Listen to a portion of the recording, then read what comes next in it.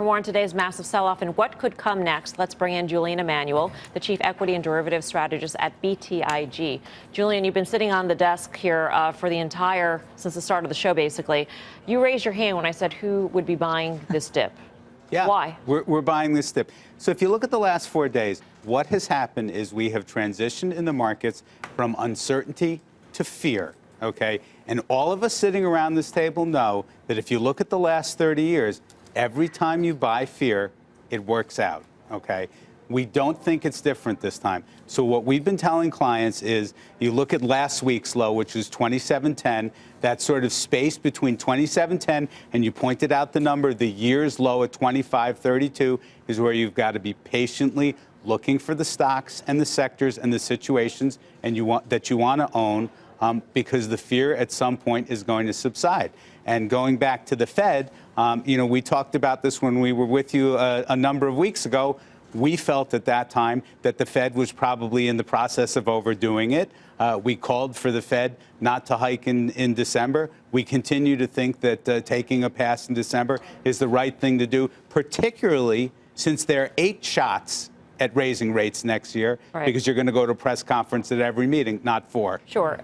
But in terms of saying that taking a pass in December would be the right thing to do you think that's what the Fed would actually do, or that's just what you would want the Fed to do? So we think the likelihood, clearly the president has boxed the Fed into a bit of a corner. The minutes from last week have boxed the Fed into a bit of a corner. We think the likeliest outcome is that they hike in December, and it's a dovish hike. Basically, we're going to look at the data, we're going to sit back, and we're going to see how it develops, which could, in effect, have the same positive effect on the market. Why do you think that that's even in the realm of possibility, considering all the Fed speak we've had in recent days? We had Raphael Bostic of the Atlanta Fed just yesterday effectively saying that the bar would be extremely high for the Fed not to raise rates, given the Atlanta Fed's raised forecast for growth for the next couple of years. I mean, of course, they're data dependent, he says, but the likelihood of not taking that path would be very, very low. You look at economist consensus right now, the numbers 2.5 in 2019 and 1.9 in 2020 versus 3+ this year.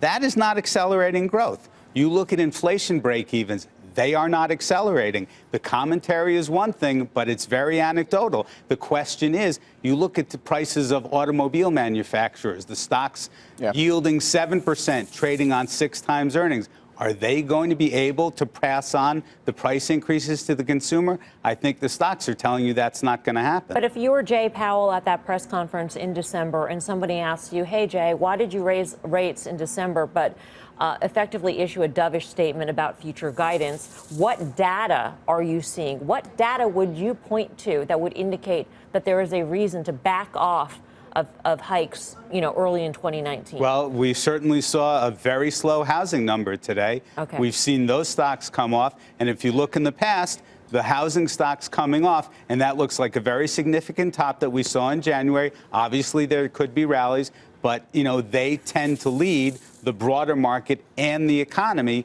by 1.5 to 2 years.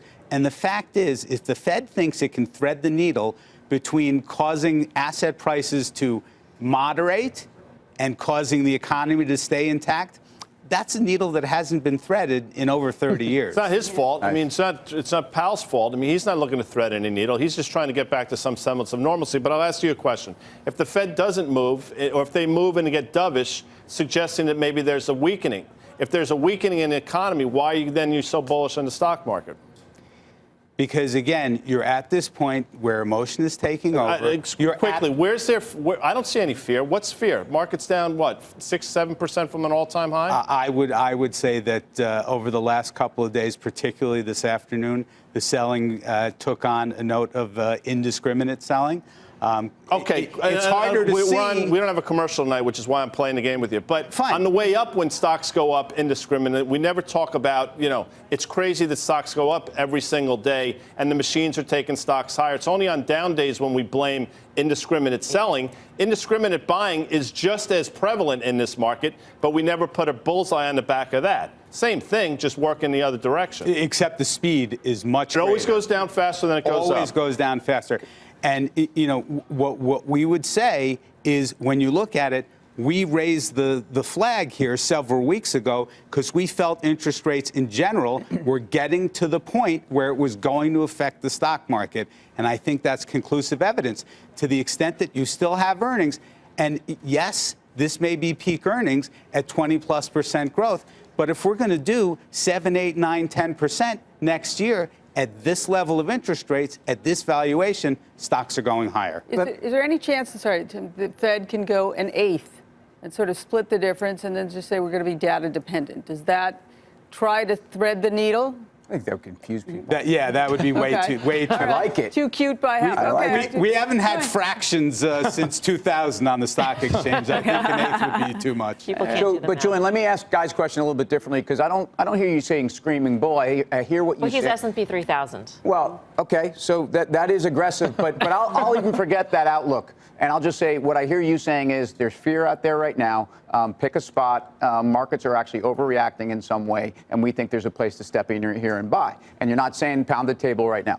But let me go back just to Texas Instruments because I think it was a very important message for the market. Not only were semiconductors down 7 or 8% today as a group, but they were talking about the impact on industrial and automotive. And basically the read-through for that is that some of the most important parts of our economy, some of the biggest parts of the market that actually have shown the greatest weakness, don't show any signs of recovering. So part of the problem. As a stock or the business? Sorry. Those sectors right now are under a lot of pressure, and we're seeing falling demand in the form of chip stocks that are basically going to give you that gauge.